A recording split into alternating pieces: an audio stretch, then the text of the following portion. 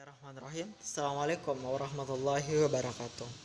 Ba'da salam, semoga segala aktivitas kita bernilai ibadah di sisi Allah Subhanahu wa taala.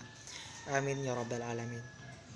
Perkenalkan, nama saya Ismail, kelas M19I, Fakultas Ekonomi dan Bisnis, Universitas Muhammadiyah Makassar. Pada kesempatan kali ini, saya akan membahas mengenai tentang strategi tata letak, di mana maksud dan tujuannya adalah sebagai penunaian tugas mata kuliah Manajemen Operasional 1 oleh dosen pengampu Bapak Dr. Muhriadi Muhram, Eskom MM. Baik, apa itu tata letak? Tata letak adalah suatu keputusan penting yang menentukan efisiensi operasi secara jangka panjang. Tata letak adalah keputusan mengenai penempatan mesin-mesin pada tempat terbaik dalam pengaturan produksi. Kantor dan meja-meja itu pada pengaturan kantor atau pusat pelayanan dalam mengatur rumah sakit atau departemen store. Ada beberapa tujuan tata letak.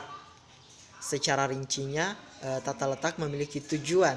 Yang pertama, menggunakan ruang yang tersedia seefektif mungkin. Dan yang kedua, meminimumkan jarak angkut dan biaya penanganan bahan. Dan yang ketiga, menciptakan keseimbangan dalam proses produksi. Dan yang keempat, menyederhanakan proses produksi. Selanjutnya, mendorong semangat dan efektivitas kerja karyawan dan menjaga keselamatan kerja dan barang-barang yang sedang diproduksi dan menghindari berbagai bentuk pemborosan. Kemudian ada beberapa manfaat layout.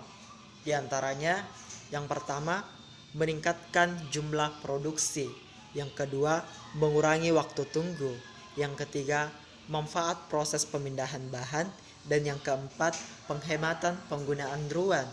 Dan yang kelima, efisiensi penggunaan fasilitas. Dan yang keenam, mempersinggung waktu proses. Yang ketujuh, meningkatkan kepuasan dan keselamatan kerja. Dan yang kedelapan, mengurangi kesimpangan atau siuran. Kemudian ada beberapa desain tata letak. Hal yang harus dipertimbangkan dalam menentukan desain tata letak yaitu utilitas ruang, peralatan, dan orang yang lebih tinggi. Kemudian aliran informasi, barang yang lebih baik.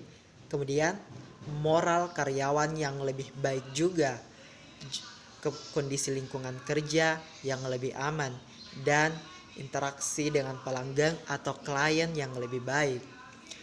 Kemudian adapun jenis-jenis tata letak. Yang pertama, peralatan penanganan bahan. Yang kedua, kapasitas dan persyaratan luas ruang. Dan yang ketiga, lingkungan hidup dan estetika. Yang keempat, aliran informasi. Dan yang kelima, biaya pergerakan antar wilayah kerja. Ada beberapa macam tipe layout.